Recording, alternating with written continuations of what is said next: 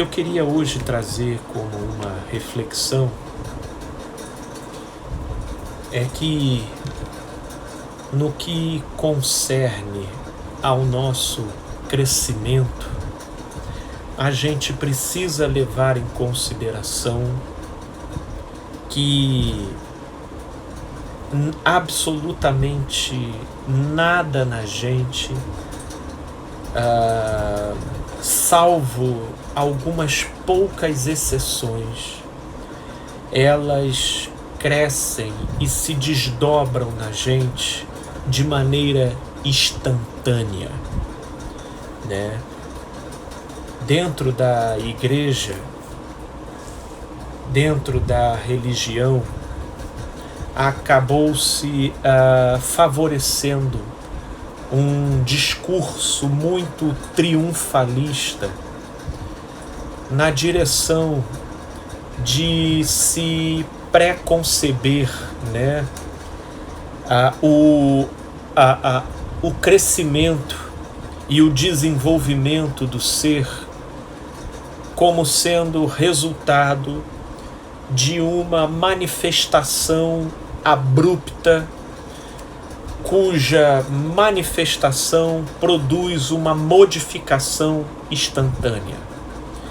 Inclusive, quanto mais se dispusesse de um relato que pudesse descrever uma modificação a curto prazo de 8 para 80, melhor então ficaria tipificado o milagre e, consequentemente, o nome de Deus estaria sendo engrandecido.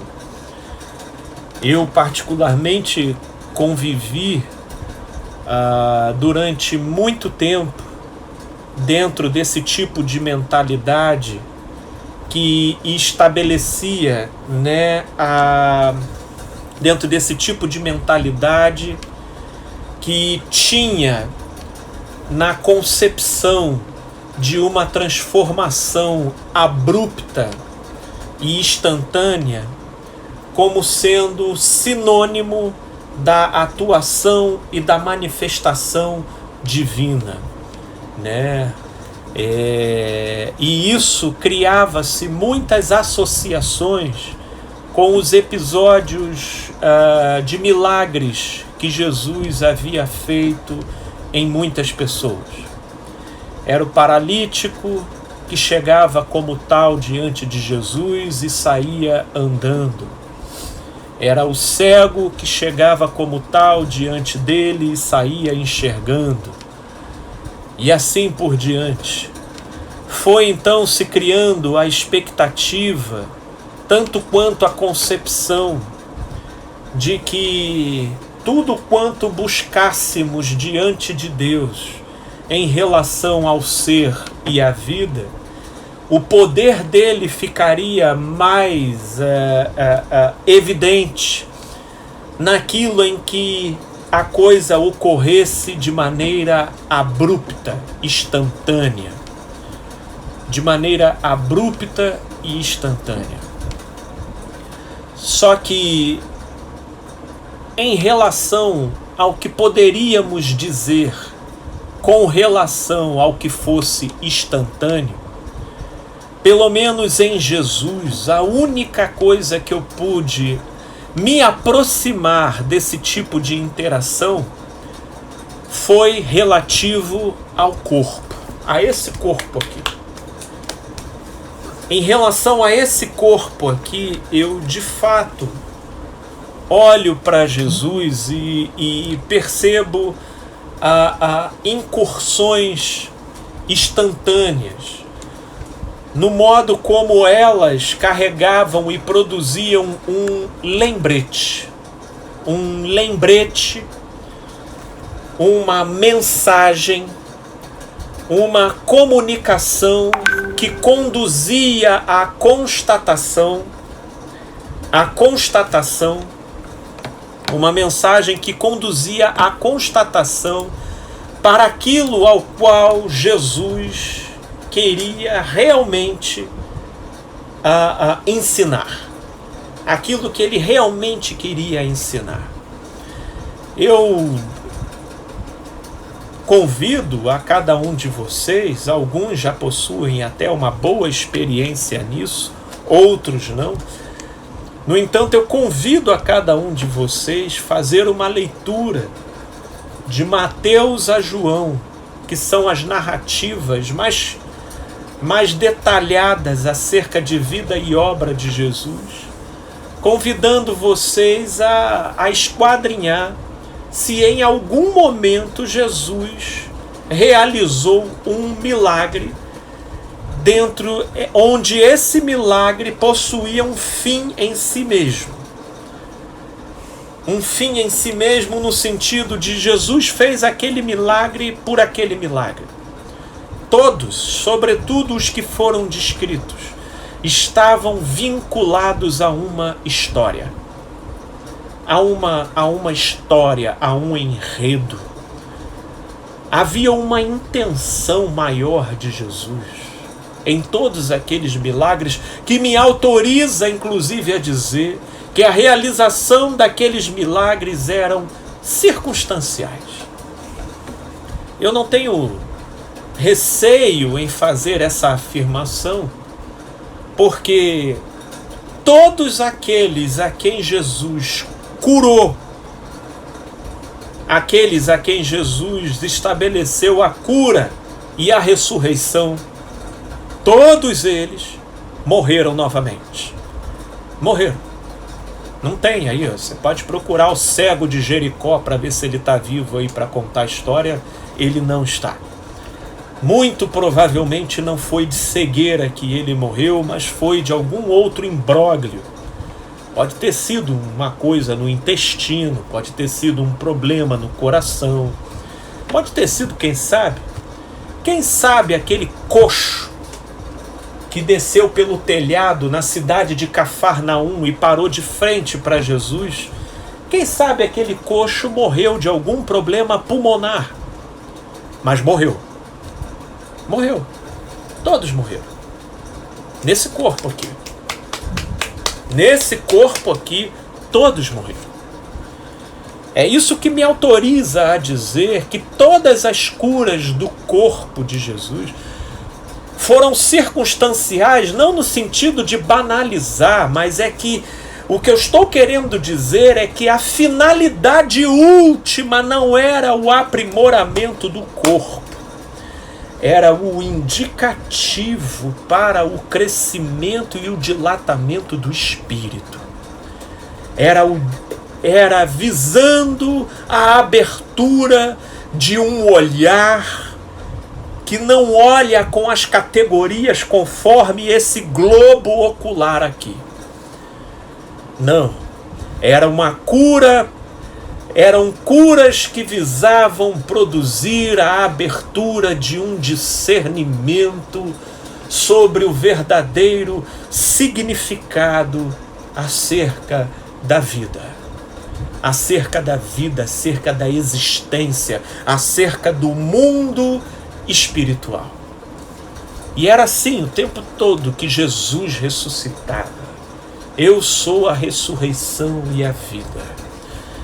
E eles perguntavam: mestre, é possível? Ele: tudo é possível para o que crê. Ele está sempre passando uma mensagem que traga estabilidade, que traga quietude, que traga pacificação para o ser. Que traga pacificação para o ser. Porque, embora no que dissesse respeito ao corpo, os milagres realizados, eles apontavam, os milagres realizados, eles apontavam para algo instantâneo.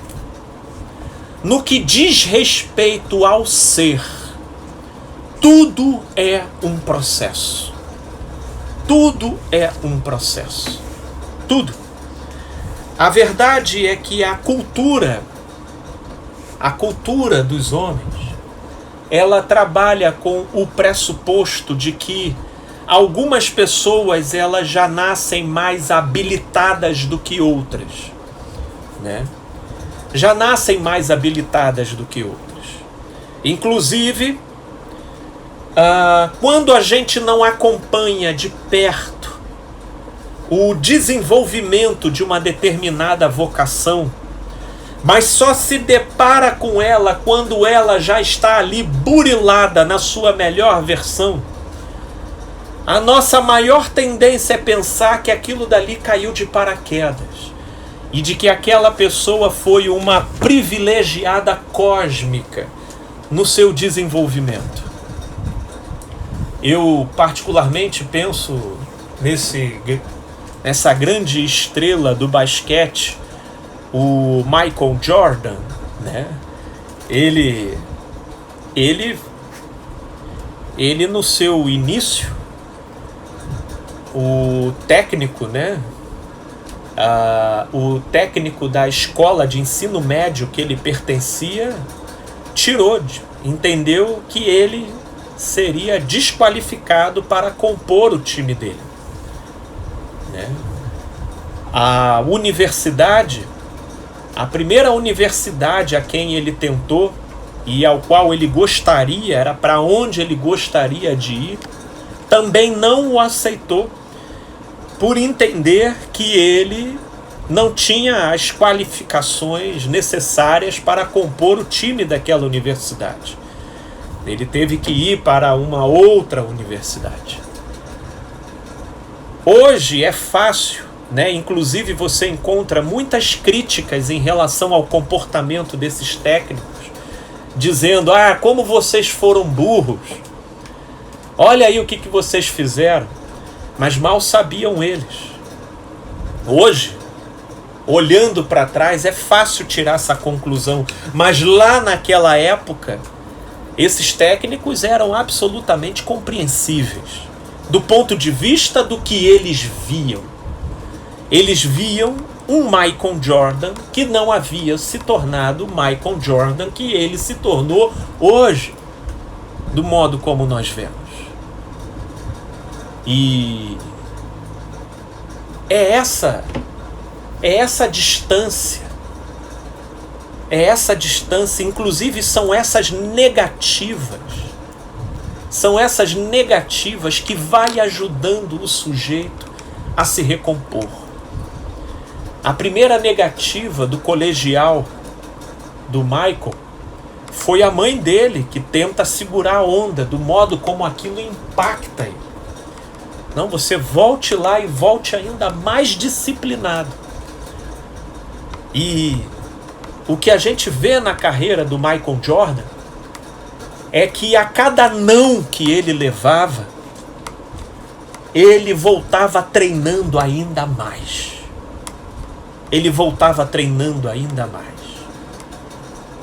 E aí ele começa a criar uma conexão operacional dentro dele, de que quanto mais não ele recebia, mais ele queimava aquela frustração com treinamento. Ora, nessa época do Michael Jordan, sem sombra de dúvida que já haviam muitos astros no basquete. Mas o que estava em jogo ali era um caminho individual. Era o caminho do Michael e o próprio Michael, né? Nessa brincadeira aí, muitos de nós já desistimos. Porque em qualquer área que você procure ser brilhante, sempre já existirá alguém que seja símbolo do sucesso nessa área. Em qualquer área que você procure se aperfeiçoar, sempre já haverá nessa área alguém que já esteja adiantado e aperfeiçoado e desenvolvido nela. Então, esse inclusive passa a ser um dos grandes desafios.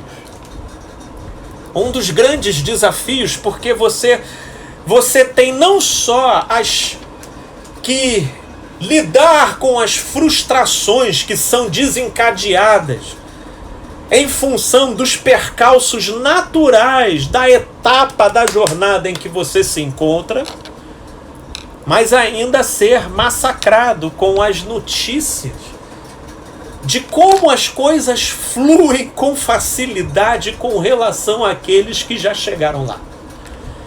E aí tudo isso parece que vai empurrando e induzindo a gente em acreditar na unção. A unção de que uns são e outros não, né? Essa foi a ideia que foi criada, inclusive, dentro da igreja evangélica, dentro da religião. A ideia do ungido. Do ungido. Ele é e você não. Recolha-se a sua ignóbil insignificância, porque ele é e você não. E aí fica ali uma disputa de cardeais no entorno, cada qual venerando o ungido da forma como ele no futuro gostaria de ser venerado. E aí ficam todos ali, naquela veneração. Eu participo desse negócio, porque por enquanto eu sou vassalo, mas o dia que eu virar rei, eu quero todo esse sistema rendendo veneração sobre mim. É isso que sustenta esses negócios. Ou vocês acham que um adulador adula gratuitamente? Never. Never, jamais. Ele está sempre numa relação de projeção, onde eu devoto aqui o que lá na frente eu quero ver como devoção na minha direção. É assim que se dá a linha do privilégio estabelecido dentro da religião e que acaba por reforçar a ideia de que uns são e outros não. Para dizer a verdade, a palavra unção, embora se você abrir o dicionário você vai ver uma concepção um pouco diferente dessa que eu estou dizendo, mas na prática, quem conhece esses meios sabe como funciona. Sabe como funciona. De que a verdade, unção, na prática, dentro da religião, é seleção. E é uma seleção que você precisa aceitar quem é o da vez, para que se na próxima vez você for o contemplado, você possa então desfrutar das benesses de quem é. Ora, esse tipo de mentalidade, dentro da organização religiosa, ele ajuda a reforçar a estratificação de castas, de setores, onde cada um é na sua e ninguém se mete aonde está sendo ocupado por quem foi o eleito, o ungido, o escolhido. É assim que a coisa funciona. E aí, nessa direção, seguindo nessa direção, o sujeito então cria dentro dele uma conformação, onde nesses meios, quem está na projeção de liderança se aperfeiçoa cada vez mais como tal, e quem está no grupo dos liderados fica estigmatizado como tal, colhendo, não alimentando dentro de si nenhuma maior pretensão acerca de nada, porque a coisa toda fica estratificada e a gente adentra quase um cenário hindu aí dentro desse panorama. É quase um hinduísmo cristão, dividido em castas ali. E vai todo mundo se estabelecendo e se interrelacionando dessa forma. E aí vem Jesus. falando sobre o reino dos céus, sobre o reino de Deus. E aí agora já não no que diz respeito ao corpo, que como nós dissemos no início, o corpo para Jesus sempre foi uma alegoria para nos encaminhar para essa constatação que nós estamos falando aqui, para essa realidade que nós estamos refletindo aqui. Que realidade é essa? A realidade do espírito, a realidade da consciência, a realidade do ser. O corpo era, para Jesus, o corpo era alegoria, no intuito de ensinar e encaminhar a vida para a evolução do ser, da consciência, do espírito. No que diz respeito a essa dimensão, nós olhamos em Jesus e nós já não vemos mais a ideia de manifestação abrupta, instantânea. Nós vemos sempre a ideia de algo gradual. De algo gradual. Como, por exemplo, pode me levar a remontar a ideia aqui do Michael Jordan, que eu estava comentando. O Michael Jordan, a cada decepção, a cada negativa, ele convertia aquilo em treinamentos considerados por alguns observadores próximos de treinamentos obsessivos. Obsessivos. E a cada vez que ele até que ele pudesse dominar aquele movimento, até que ele pudesse superar aquela fraqueza, aquela vulnerabilidade. E ele ia treinando, muito mais até do que os seus pares faziam. E até que ele foi se tornando o Michael Jordan que hoje a gente conhece. Hoje a gente diz, Michael Jordan era um talentoso. Mas na época em que ninguém via talento, havia uma iniciativa pessoal de treinar. E aquilo que o homem semeia, isso ele colherá.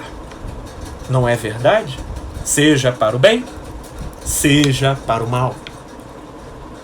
A grande verdade é que no que diz respeito ao nosso ser, sim, tudo é um processo até para aqueles que sobrevêm nessa vida com um dom, com uma vocação.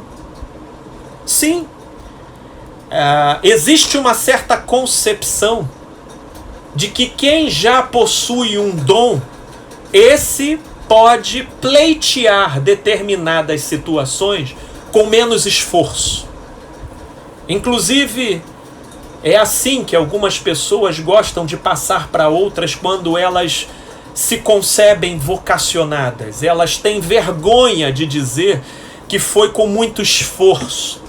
De alguma forma, elas precisam passar para outras de que elas conseguiram aquele patamar com demasiada facilidade. Elas não podem se mostrar. Isso é muito claro quando nós estamos falando de inteligência. Isso é muito claro, né, quando estamos falando de inteligência. Ah, fulano, resolve isso daqui. Se ele resolve em 3 minutos ou menos, então ele vai lá e faz. Agora, existe muita gente que evita de ir lá fazer porque ela não quer queimar o filme de computar contra si provas de que talvez ela não seja tão inteligente quanto, se bem que inteligência para essas pessoas tem uma concepção em particular. Se de fato eu sou inteligente, então eu já teria que dar uma resposta imediata. Se eu não consigo dar, então é porque eu sou burro. E aí vem uma outra concepção. Então só pode ser porque eu sou burro. Meu Deus, se eu levo 1 semana para resolver isso, que aquele fulano levou 1 minuto, isso só pode ser sinônimo de que eu sou burro. Puxa vida, se eu levei 1 mês para conseguir encaminhar essa situação, que eu olho para aquele fulano lá que em menos de 1 dia ele conseguiu, só pode querer dizer que eu não tenho a menor vocação nessa direção. É ou não é assim que trabalha o nosso raciocínio das coisas? É ou não é assim? Nós, pela via da comparação, a gente estabelece mensurações no modo como o outro responde a uma determinada situação em detrimento da gente, e nisso a gente estabelece as concepções acerca do que a gente é, acerca do que supostamente sejam os nossos pontos de força e do que supostamente sejam os nossos pontos de fraqueza. E aí, na maioria das vezes, a gente desanima. A gente para, principalmente quando a gente encontra alguém muito mais adiantado, e alguém muito mais adiantado e que trabalha com esse tipo de mentalidade, que gosta de passar para os outros a ideia de que com eles tudo é mais fácil. Na igreja que eu pertencia era mais ou menos assim. Tinha uns camaradas lá que eles gostavam de passar a ideia de que com eles as coisas eram mais fáceis porque eles eram os ungidos. Depois é que você vinha ficar sabendo a história por trás de que foi um salseiro danado para eles chegarem naquele patamar, mas o modo como a coisa era contada era de que eles tinham sido privilegiados pelo fato de terem acesso à sala do trono, de serem sujeitos credenciados porque eram ungidos. Sim, porque existem locais que querem alimentar essa mentalidade nas pessoas. Porque é isso que estabelece a psicologia das castas. E divide cada um no seu próprio plano. E ninguém pode passar para o plano do outro a não ser por eleição divina, sendo que essa ideia de eleição divina é algo extremamente subjetivo. De fato e verdade, ninguém sabe como acontece. Mas na prática, é óbvio que a gente sabe. A eleição divina é sempre quem eles escolhem. A eleição divina é sempre quem eles escolhem. É ou não é? É sempre quem eles escolhem. Essa é a eleição divina. Mas é óbvio que isso é tudo muito à base de oração e muito à base de revelação. É muita revelação e muita oração e muita unção e muito poder de Deus e muitas chevasnaias suricantas. E em nome de toda essa magia ocorre a eleição de Deus. E a eleição de Deus é quem? Ninguém menos do que o filho do próprio pastor. Olha que maravilha! É assim, tudo encadeado. Ou então o fechamento ali do próprio grupo. Assim se dá a eleição. E o grupo acredita. E o grupo diz amém. Porque Deus faz as coisas perfeitas.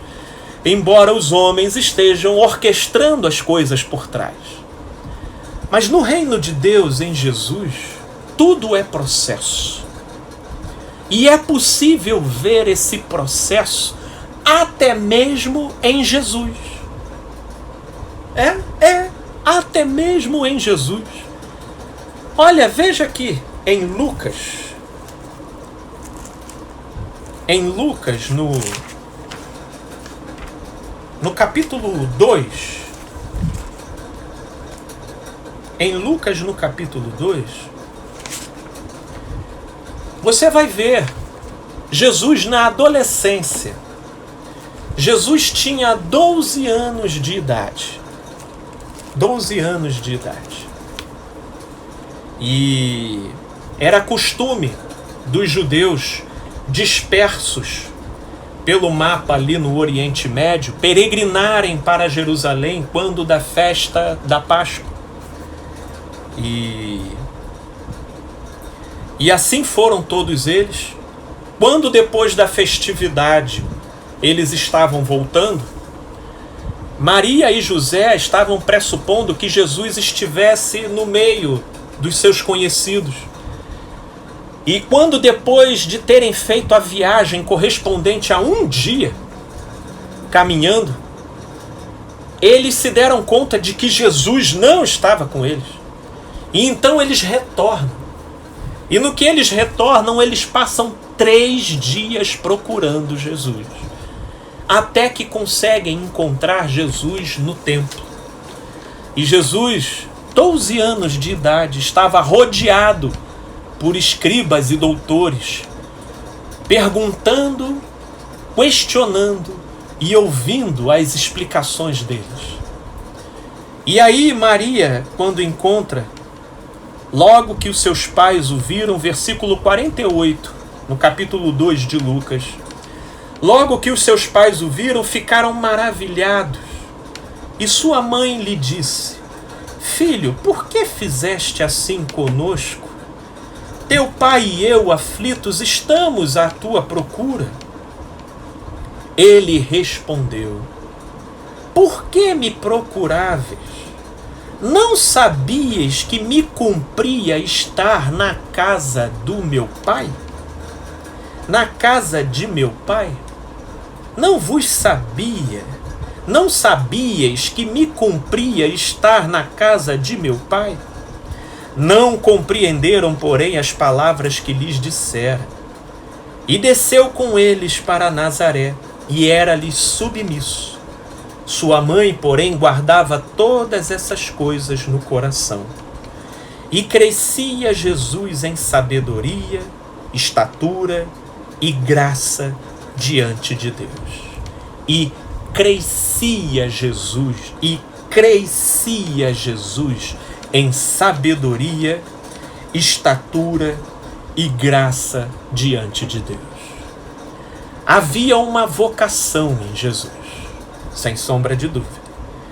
Mas ele crescia em sabedoria, estatura e graça diante de Deus e dos homens. Agora para prestar atenção num outro detalhe aqui. Jesus, ele tinha 12 anos de idade. E olha a resposta que ele dá para Maria quando Maria encontra ele dentro do templo. Não sabias que me cumpria estar na casa de meu pai? Aonde que Jesus estava ali naquele momento? Jesus estava num templo feito de pedras. Jesus estava lá dentro. E ele vira e diz: Não sabias que me cumpria estar na casa de meu pai? A casa de meu pai é esse templo. Ora, é uma concepção altamente compreensível para Jesus quando ele tinha 12 anos. 12 anos.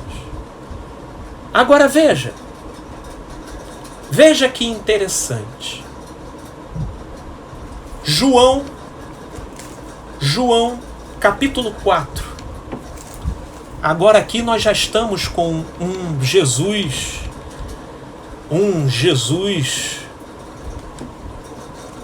amadurecido, um Jesus para muito além de 12 anos de idade e que avançou muito mais do que na idade cronológica. Nós temos aí agora uma expansão de mente. Jesus agora está junto a um poço e chega uma mulher para tirar água desse poço e Jesus inicia um diálogo com ela. E no meio desse diálogo, no modo como Jesus trata e interage com ela, ela percebe que ela não está falando com qualquer pessoa. E quando ela percebe que não está falando com qualquer pessoa, ela diz: Mestre, me diga uma coisa. Os judeus adoram no templo em Jerusalém. Nós adoramos aqui neste monte Gerizim. Eu te pergunto, qual é o lugar que devemos adorar? Aí olha aqui. Versículo 21 João capítulo 4, versículo 21. Veja que com 12 anos de idade, Jesus estava dizendo que o templo em Jerusalém era a casa de Deus. Agora veja aqui no João capítulo 4, versículo 21. Disse-lhe Jesus: mulher, podes crer-me que a hora vem, quando nem neste monte, nem em Jerusalém adorareis ao Pai. Vós adorais o que não conheceis, nós adoramos o que conhecemos, porque a salvação vem dos judeus. Mas vem a hora, e já chegou. Ele estava inaugurando essa hora, olha que maravilha. É só por intermédio dele que esse movimento poderia acontecer. E ele diz: vem a hora, e já chegou, em que os verdadeiros adoradores adorarão ao Pai em espírito e em verdade. Porque são estes que o Pai procura para seus adoradores. Deus é espírito. Deus é espírito. E importa que os seus adoradores o adorem em espírito e em verdade. Sentiram aí um desenvolvimento? Uma progressão? Sentiram que Jesus aqui saiu da adolescência da concepção acerca de Deus e atingiu a fase adulta? E atingiu a fase adulta? O que Jesus está dizendo aqui no capítulo 4? Que o endereço de adoração, que a casa do Pai passou a ser o coração. Com 12 anos de idade, lá na adolescência, ele vira com toda naturalidade para o pai e para a mãe dele: não sabias que me cumpria estar aqui na casa de meu pai? Já para a mulher samaritana, depois de desenvolver-se, ele vira e diz: podes crer-me que a hora vem, quando nem neste monte, nem em Jerusalém adorareis ao Pai.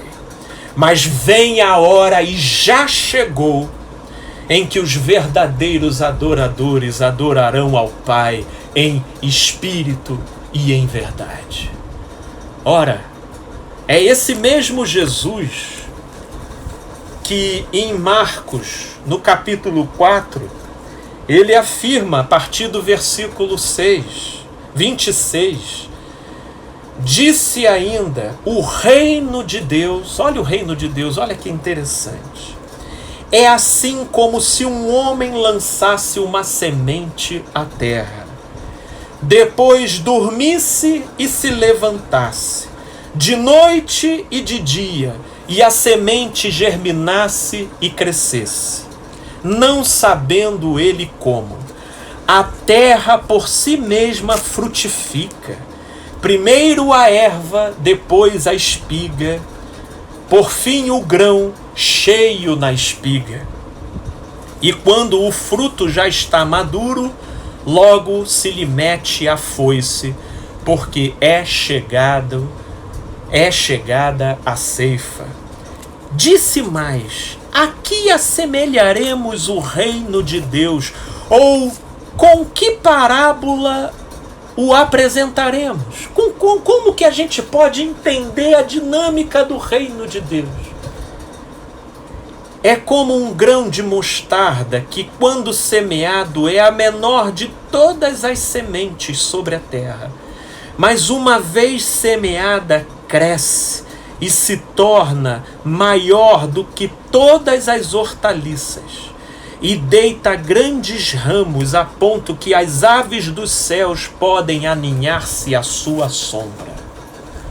Era tanto assim a concepção de Jesus, que aqui no Evangelho de João, ele ainda dizia: coisas maiores do que essas que eu fiz, vós também fareis. Por quê? Porque o reino de Deus tem potencial de dilatamento dentro da gente. Porém, qual foi a grande artimanha de Satanás? A grande artimanha de Satanás foi nos fazer acreditar que uns são e outros não. Foi nos fazer acreditar nessa seleção prévia que é perpetrada pelas políticas dos homens em nome de Deus e é passado pelos homens como se isso fosse eleição de Deus. E aí nós temos uma série de vocações que vão apodrecendo, amortecidas dentro da gente, porque a gente não acredita. Porque a gente aderiu a uma psicologia hindu de castas dentro da igreja evangélica, em nome da religião, e a gente não se aperfeiçoa.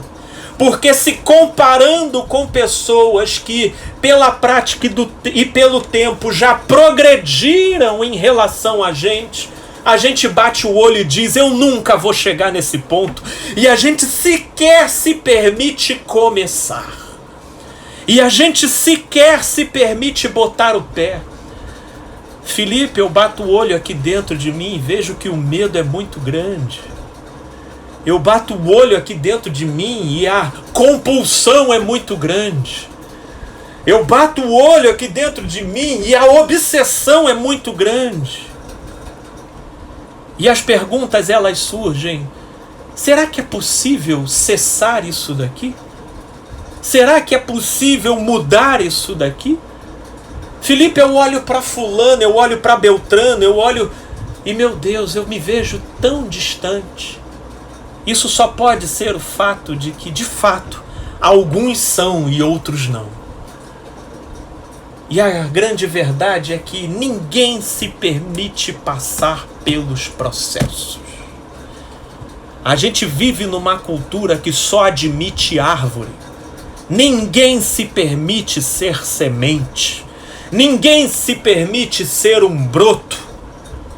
Ninguém se permite perder as folhagens no inverno. Ninguém se permite ser processo. Ninguém se permite.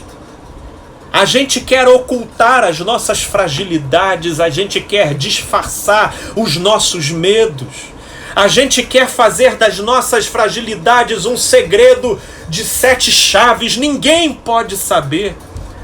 Principalmente quanto mais tempo de cadeira o sujeito tiver dentro de uma religião, principalmente quanto mais alta for a patente dele dentro do grupo. Então aí a gente forja o celeiro da hipocrisia. O celeiro da hipocrisia, onde ninguém se permite passar pelos processos. A gente gosta de bancar a ideia de que nós somos inteligentes, porque Deus apontou o dedo pra gente e fez que nem o Romário. Apontou o dedo pra ele e diz, esse é o cara. Vocês lembram dessa declaração? Essa é a declaração que a gente... Meu Deus do céu, isso faz uma massagem absurda no nosso ego acreditar nisso. Né? Mas agora ninguém quer contar as madrugadas que se passou acordado lendo, de que você lê 3, 4 livros ao mesmo tempo, de que você corre atrás, de que você jejuou, de que você se concentrou, de que você trouxe aquilo dali como objetivo principal e foi burilando naquilo, É impressionante como nós temos um prazer mórbido em querer disfarçar os nossos processos e só querer evidenciar as nossas vitórias, de querer camuflar os nossos esforços e de só querer vender as nossas conquistas. Porque um favorecido de Deus não se esforça, ele vive vida de nababo. Esforço é para quem não tem vocação, é para quem não foi escolhido. E é esse ledo engano que precisa sair da nossa perspectiva. Da nossa perspectiva de vida, da nossa mentalidade. Porque o próprio Jesus, ele entendeu a processualidade das coisas. Ele começa acreditando que a casa de Deus é o templo, até se desenvolver e progredir nele o evangelho. E ele entender que o templo era ele. E ele oferta isso como verdade para todo aquele que crer. Para todo aquele que crer. Para todo aquele que crer. Eu já acreditei muito na materialidade das coisas. Até eu acreditar que ainda que eu coloque a minha cama no mais profundo abismo, ele lá estará. Ele lá estará. E eu quero aqui trazer para vocês a mensagem de que no que concerne ao espírito e ao ser, tudo é processo. E se você permitir se esforçar, e se você não tiver nos seus equívocos o sinal de que então é para parar, mas pelo contrário, as diretrizes e as pedagogias de onde você precisa se aperfeiçoar, você começará como um grão de mostarda, mas com o passar do tempo se transformará na maior das hortaliças, frondosa, e as aves se aninharão nas suas copas. Que maravilha! Que o Espírito de Deus aperfeiçoe e prolongue essa mensagem no nosso coração, no seu coração. Gente boa aqui do Instagram, que Papai do Céu aprofunde essa palavra de maneira a trazer sintonia e conexão com um cuidado superior, reduzindo na mentalidade de cada um a nossa teimosia nas comparações, permitindo a singularidade do caminho de cada um de vocês na direção de aperfeiçoar aquilo que seja a nossa melhor versão diante de Deus e da vida. Se permita que você tenha menos pavor de errar, menos ânsia de ter que acertar, e se permita o processo diante de Deus. Porque ao que compararei ao reino de Deus? O reino de Deus é como um grão de mostarda, que no início começa como uma pequenina semente, mas com o passar do tempo se transforma na maior das hortaliças. Que o Espírito de Deus desabroche e aprofunde essa mensagem no coração de todos vocês, viu?